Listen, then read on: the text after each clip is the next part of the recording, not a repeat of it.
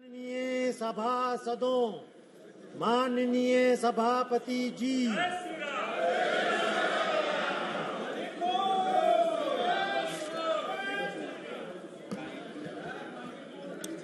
बैठ जाइए प्लीज। माननीय सदस्यगण, कुछ विषयों पर स्थगन प्रस्ताव के नोटिस प्राप्त हुए हैं। माननीय अध्यक्ष जी ने किसी भी स्थगन प्रस्ताव के नोटिस को स्वीकृति प्रदान नहीं की है। Please papers to be laid.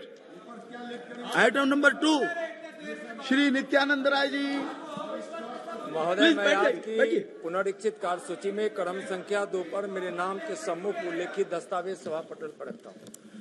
Item number 3, doctor Sanjeev Kumar Balyan ji.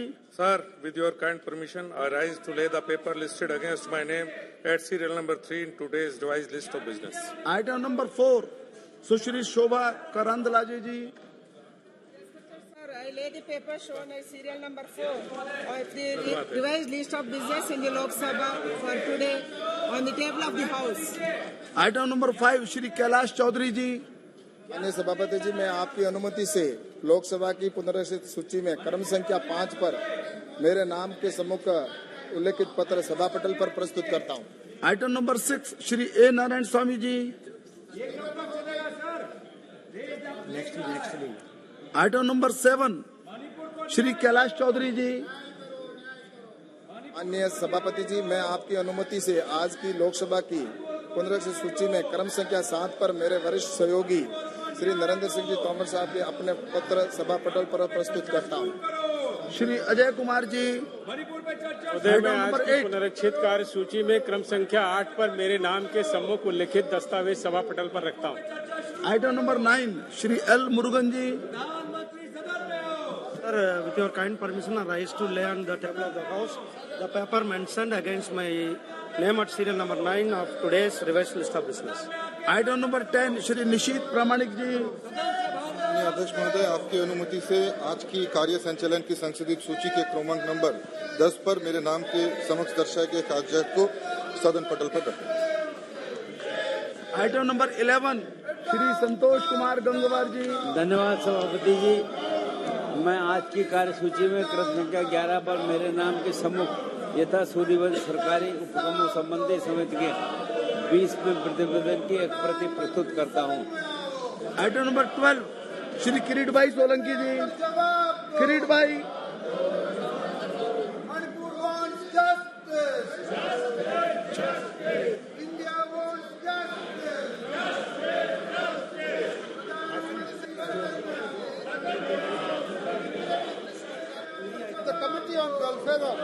Scheduled Caste and Scheduled Tribes 2023-24 listed against my name at the serial number 12 in today's order paper. Item number 13, Shri Girish Chandra ji. सभापति महोदय, मैं आज की संशोधित कार्यसूची में क्रम संख्या 13 पर मेरे नाम के सामने यथा सूचीबद्ध सभा पटल पर रखे गए पत्रों संबंधी समिति 2022-23 का 142 में से 148 में प्रतिवेदन हिंदी तथा अंग्रेजी संस्करण प्रस्तुत करता हूं। Item number 14, Shri Pratap Rao Yadav ji. धन्यवाद अध्यक्ष महोदय जी। मैं अपने नाम के सामने यथा सूचीबद्ध और संचार और सूचना प्रौद्योगिकी संबंधी स्थायी समिति का 47वां और 48वां प्रतिवेदन हिंदी और अंग्रेजी संस्करण प्रस्तुत करता हूं।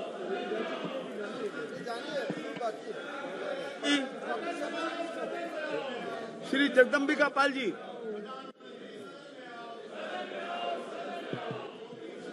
With your kind permission, sir, I wish to lay on the table a copy of each of the 3 statements, Hindi and English version, of the Standing Committee on Energy as listed against my name in today's revised list of business. Thank you, sir. 6, Shri A Narayana Swamy ji. Honorable Speaker, sir, with your kind permission, I lay the papers mentioned against my name at serial number of 6 of today's revised list of business, both English and Hindi version, on the table of the House. Number 10A, Shri Pankaj Chaudhary ji. सभापति महोदय, मैं अपने वरिष्ठ सहयोगी श्रीमती निर्मला सीतारमण की ओर से व्याख्यात्मक ज्ञापन सहित वित्त मंत्रालय राजस्व विभाग की निम्नलिखित अधिसूचना की एक प्रति अंग्रेजी तथा हिंदी में सभा पटल पर प्रस्तुत करता हूँ। आइटम नंबर 16 श्री रमेश विदुड़ी जी। अध्यक्ष जी, मैं आज की कार्यसूची में मेरे नाम के सामने तथा सूचीबद्ध पेट्रोलियम प्राकृतिक गैस संबंधी स्थायी समिति का 20वां प्रतिवेदन प्रस्तुत करता हूं। नंबर 17 श्री राकेश सिंह जी। सभापति महोदय, मैं आज की कार्यसूची में मेरे नाम के सामने यथा सूचीबद्ध कोयला, खान और इस्पात संबंधी स्थायी समिति का 41वां, 42वां, 43वां, 44वां और 45वां प्रतिवेदन हिंदी और अंग्रेजी प्रस्तुत करता हूं। धन्यवाद। आइटम नंबर 18 श्री नरेंद्र सिंह तोमर जी। श्री कैलाश जी। माननीय सभापति जी, मैं आपकी अनुमति से आज की लोकसभा की पुनर्रचित सूची में मेरे वरिष्ठ सहयोगी आदरणीय नरेंद्र सिंह जी तोमर साहब की 18 नंबर पर अंकित पत्र सभा पटल पर प्रस्तुत करता हूँ। 3 श्री फग्गन सिंह कुलस्ते जी। महोदय, मैं आज की संशोधित कार्यसूची में क्रम संख्या 19 पर मेरे नाम के सामने उल्लिखित भूमि संसाधन विभाग ग्रामीण विकास मंत्रालय संबंधी स्थायी समिति की 30वीं रिपोर्ट के संबंध में समिति द्वारा की गई विभिन्न सिफारिशों के क्रियान्वयन की वर्तमान स्थिति सदन के पटल पर प्रस्तुत कर रहा हूँ। Item number 20 Shri Nityanand Rai ji. महोदय, आपकी अनुमति से गृह मंत्रालय से संबंधित पुलिस प्रशिक्षण, आधुनिकीकरण और सुधार के बारे में गृह कार्य संबंधी अस्थायी समिति के 237वें प्रतिवेदन में अंतर्विष्ट सिफारिशों, टिप्पणियों पर सरकार द्वारा की गई कार्रवाई के संबंध में समिति के 244वें प्रतिवेदन में अंतर्विष्ट सिफारिशों, टिप्पणियों के क्रियान्वयन की स्थिति के बारे में वक्तव्य सभा पटल पर रखता हूँ।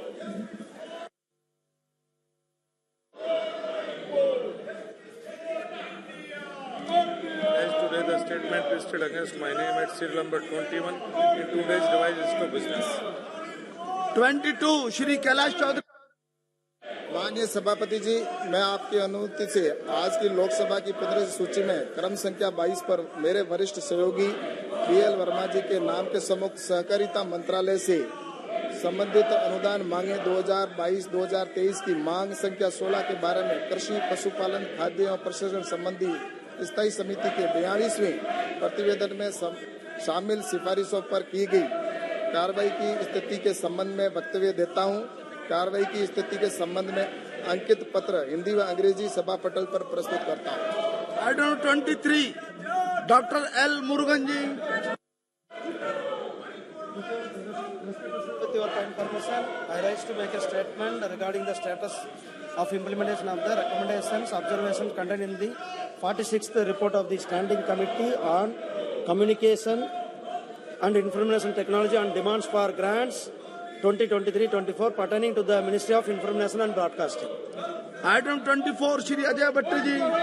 माननीय अध्यक्ष महोदय, राष्ट्रीय कैडेट कोर अधिनियम 1948 की धारा 12 की उपधारा 1 के खंड 1 के अनुसार मैं माननीय अध्यक्ष इस सदन से 2 सदस्यों को राष्ट्रीय कैडेट कोर के लिए केंद्रीय सलाहकार समिति के सदस्यों के रूप में कार्य करने के लिए निर्देशित कर सकते हैं। आपकी अनुमति से मैं उक्त अधिनियम के प्राविधानों और उनके तहत बनाए गए नियमों के अधीन इस सदन से 2 सदस्य चुनने का प्रस्ताव करता हूं।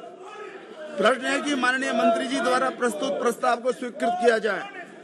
जो सदस्य इसके पक्ष में वो हाँ कहे, जो सदस्य इसके विरोध में वो ना कहे। मेरे विचार में निर्णय हाँ वालों के पक्ष में हुआ। हाँ वालों के पक्ष में हुआ।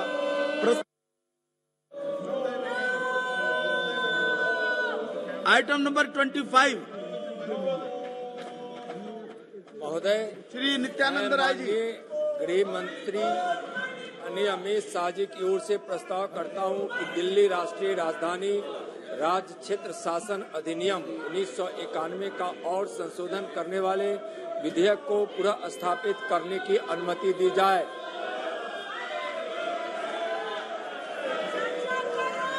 आप सीटों पे बैठे, आप चर्चा करना चाहते हैं? बिठाए, हाउस ऑर्डर माने दो,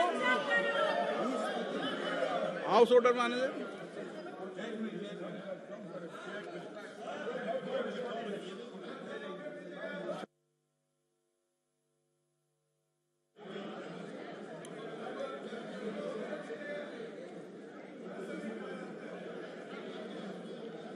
अरे ऐसे सदन है ये, माननीय सदन प्लीज, आप इसी विषय पर बात करेंगे। हाँ, आप मत सलाह दीजिए, बैठिए सीट पे। आप जब बोलेंगे, जब सब सीट पे बैठेंगे, सब सीट पे बैठेंगे जब बोलेंगे आप। सर एक मिनट सर, सब सीट पे बैठे आप। I rise to oppose the introduction of the bill under the nomenclature the Government of National Capital Territory of Delhi Amendment Bill 2023 under Rule 72 of Rules of Procedures and Conduct of Business, as the bill vindicates the outrageous infringement of this government upon the territory of the states. It is designed of digging up a graveyard for cooperative federalism. Sir, ये विधायक निर्वाचित दिल्ली विधानसभा से सेवाओं से संबंधित मामलों को कानून बनाने की शक्ति को वापस ले लेता है। बड़े संक्षेप में 4 बिंदु पे बात करना चाहते हैं। संविधान की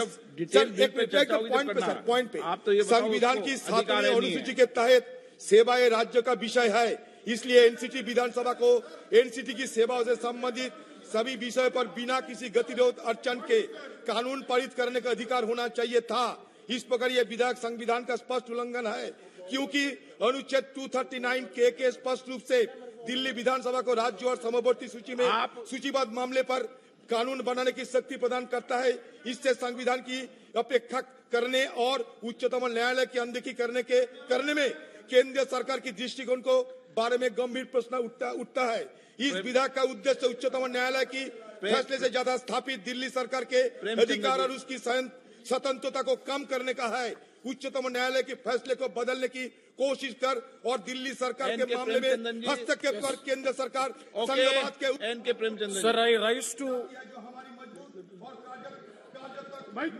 आप बोलना, जब बिल पे डिबेट हो तो आप जितनी देर कहेंगे आपको पर्याप्त मौका देंगे।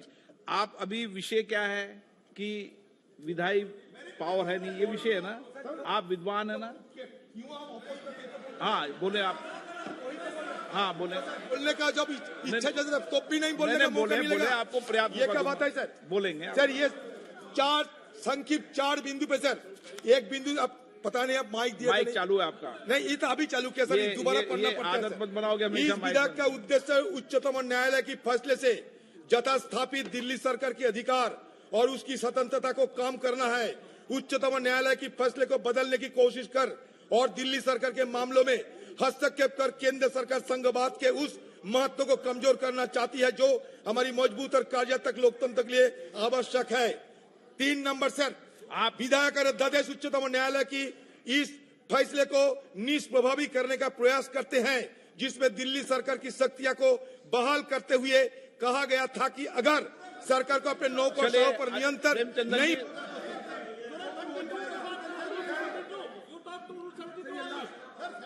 कॉम्पिटेंस के बारे में सिर्फ बोल सकते हैं और कॉम्पिटेंस के बारे में नहीं बोलता है तो तुरंत कंसिडरेशन करने के लिए बोल दीजिए। हम मेरिट पर चर्चा करने के लिए हम तुरंत तैयार हैं। एन के प्रेमचंदन जी, यस, आपका विषय, आप तो इस विषय पर सर, ये विधायक दिल्ली में उपराज्यपाल के अधिकार का विस्तार करता है। ये दिल्ली सरकार और संघ सरकार के बीच संबंधों को सरोकार में उपराज्यपाल के विवेकाधीन अधिकार का विस्तार करता है। प्रेमचंद्र जी, उपराज्यपाल और मुख्यमंत्री। Thank you very much speaker sir. हमेशा सदन की नियम प्रक्रिया के तहत आप बोले। जब एक नहीं माननीय आप नेता हैं, मैं पर्याप्त अवसर आपको पर्याप्त समय दूंगा जब बिल पर डिटेल चर्चा होगी, कोई दिक्कत नहीं। लेकिन सदन नियमों प्रक्रियाओं के तहत है, जिस विषय पर आप आपत्ति करना चाहते हैं उस विषय पर आपत्ति बोले, नियमों के तहत बोले। Sir, I vehemently oppose the Government of National Capital Territory of Delhi Amendment Bill 2023 on 3 grounds. आप तो नियम से बोलोगे ना? हम नियम से बोला है। हाँ, रूल्स की बात बोलना। रूल्स के बाद बोला है sir. Rule 72(2) of the Rules of Procedure and Conduct of Business in Lok Sabha. I am questioning the legislative competence of the government in having the legislation of the bill number 1. Sir, it is against the principles of federalism which is being envisaged by the Constitution of India. Sir, federalism is one of the basic features of Indian Constitution. An elected government in the state of Delhi, it is not having the administrative and legislative control over the bureaucrats means the government there is no meaning in having the government of Delhi.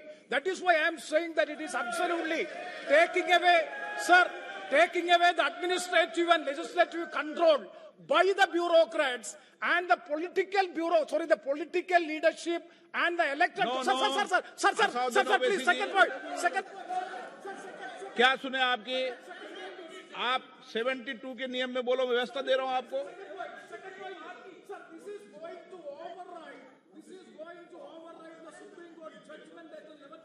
2023 government of NCT Delhi versus Union of India. Sir, let me read the Supreme Court judgment. The Supreme Court judgment says that the state court. No. This is I am talking on the legislative competence. Prahlad Joshi ji, I am talking on the legislative. Sir, Rule 72 says if a motion to leave the introduced the bill is opposed, the Speaker, if thinks fit, after permitting the brief statement from the member who opposes the bill, the motion and the member who moved the motion may without further debate put to the motion, provided that where the motion is opposed on the ground that bill initiate the legislation outside the legislative competence of the House, the Speaker may permit the full discussion. Sir, it doesn't. Parliament is fully competent to pass this bill. If they want to talk on the merit, let them discuss when there is a consideration and passing, sir. Okay. Sir, the second point is it is overriding the Supreme Court judgment dated 11 May 2023.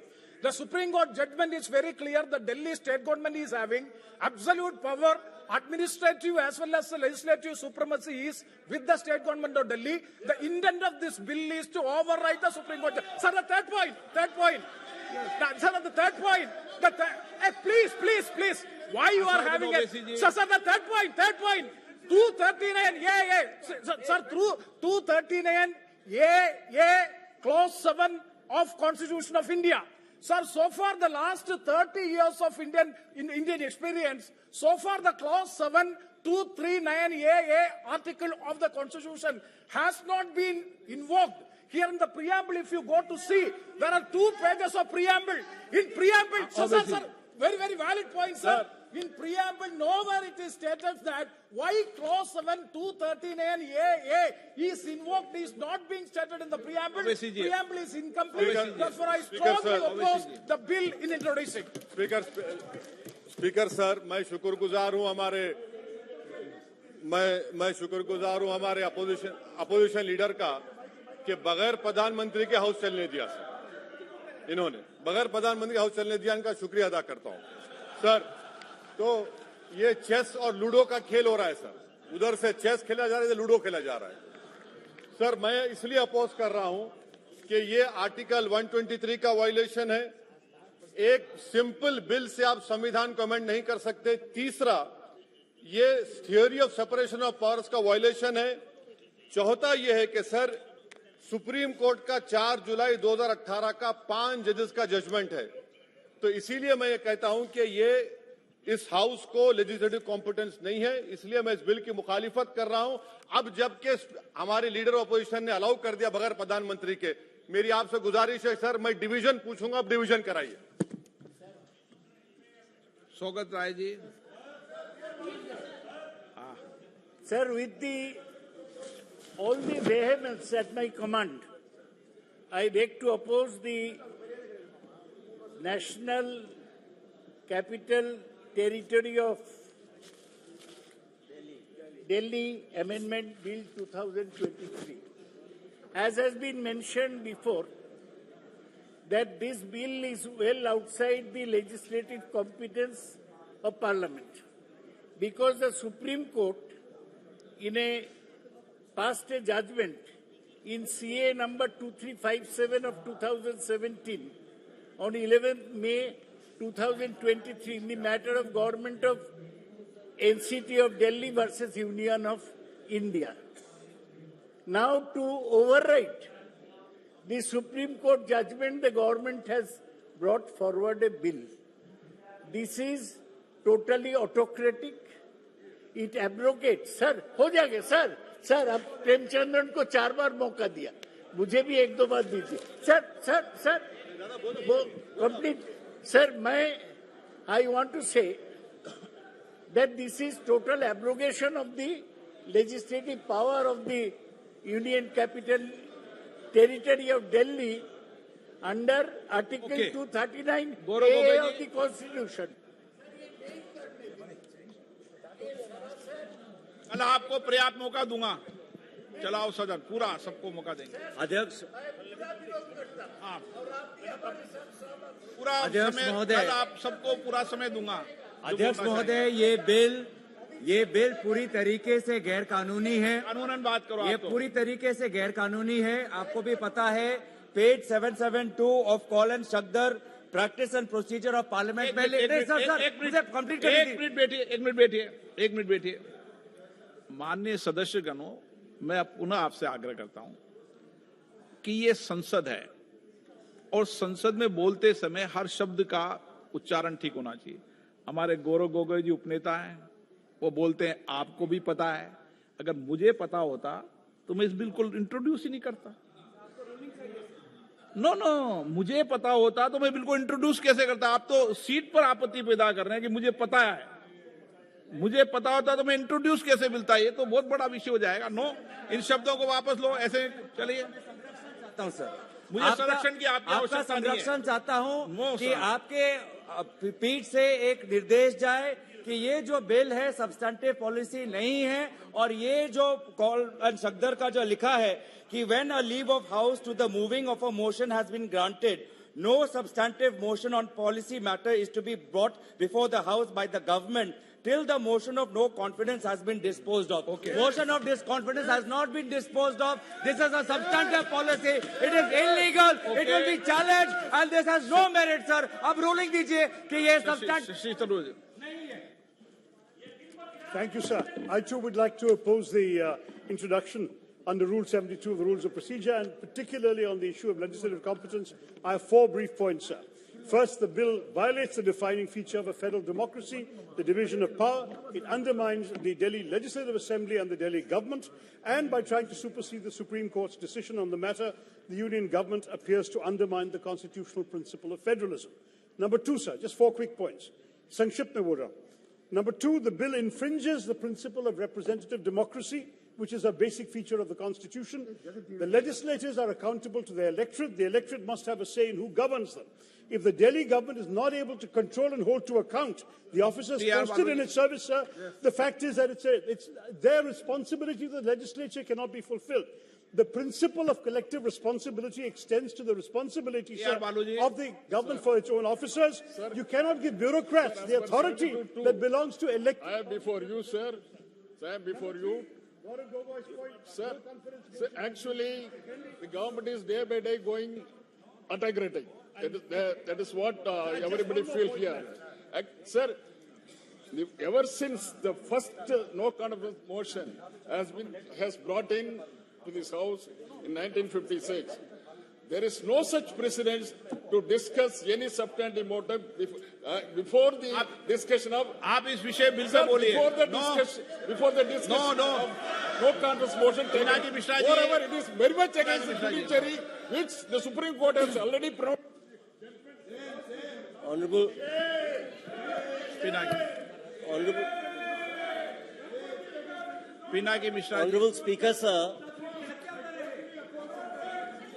Speaker, sir, there are some very, very erudite members of Parliament here who know the law well. I'm surprised that when legislative competence is being discussed under under Rule 72 proviso, that there is no advertence at all to the actual Supreme Court judgment or the order which the Supreme Court has passed, a speaking order of 7 pages the Supreme Court has passed in the writ petition filed by the State of Delhi against Union of India.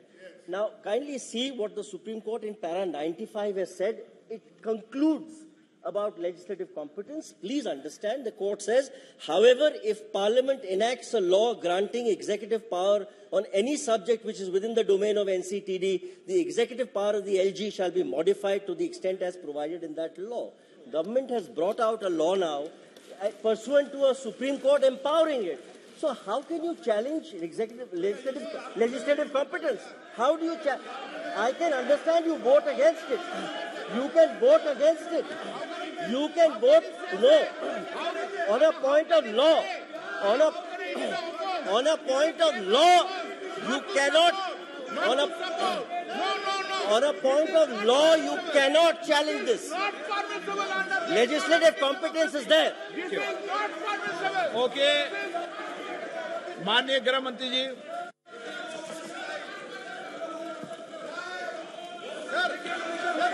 माननीय अध्यक्ष जी, विपक्ष के सदस्यों के द्वारा जो मुद्दे संसद के नियमों के अनुसार उठाए गए, मैं इसकी स्पष्टता इस महान सदन के सामने करना चाहता हूं। माननीय अध्यक्ष जी, 239 क और क के अंतर्गत था, इसमें स्पष्ट उल्लेख है संविधान में कि उपखंड क की किसी बात से संघ राज्य क्षेत्र या किसी भी भाग के लिए किसी भी विषय के संबंध में इस संविधान के अधीन विधि बनाने की संसद की शक्ति का अल्पीकरण नहीं हो सकता। इसका मतलब है हमारे संविधान ने इस सदन को संपूर्ण सत्ता दी है कि दिल्ली राज्य के लिए किसी भी कानून को लेकर आने की। दूसरा मुद्दा उठाया गया सुप्रीम कोर्ट के जजमेंट का, जो हमारे माननीय सांसद बीजेडी के बताया, सर्वोच्च न्यायालय के पैरा 6 जजमेंट के पैरा 6, 95 और पैरा 164 एफ, इसके संबंध में सर्वोच्च न्यायालय ने स्पष्ट किया है कि संसद दिल्ली संघ राज्य क्षेत्र के लिए कोई भी कानून बना सकता है। अतः ये सारे जो ऑब्जेक्शन लिए गए हैं वो राजनीतिक है, इसका कोई संवैधानिक आधार नहीं है। संसद के नियमों के आधार पर भी इसका कोई आधार नहीं बनता है, इसीलिए इस बिल को संसद के सामने पेश करने की अनुमति दी जाए। माननीय सदस्य, मैं आपको फिर कह रहा हूं, आपको पर्याप्त मौका दिया, आपका ये व्यवहार उचित नहीं है। मैं फिर बता रहा हूं आपको, देश पूरा देख रहा है, आप संसद के अंदर इस तरीके का व्यवहार करते हैं, ये उचित नहीं है।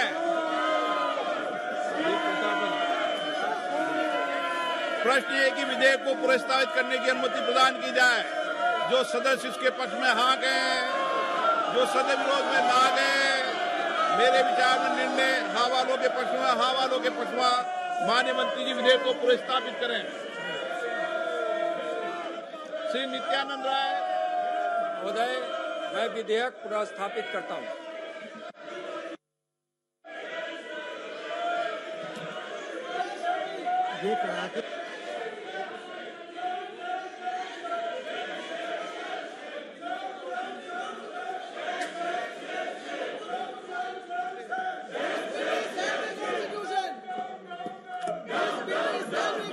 मैं फिर आपको चेतावनी दे रहा हूं कि मुझे कुछ सदस्यों के नाम करना पड़ेगा, नेम करना पड़ेगा। मैं आपको फिर चेतावनी दे रहा हूं कि अब सदन की गरिमा और मर्यादा बनाए रखने के लिए मुझे सदन में कार्रवाई करनी पड़ेगी। सदन की कार्रवाई 3 बजे तक के लिए स्थगित की जाती है।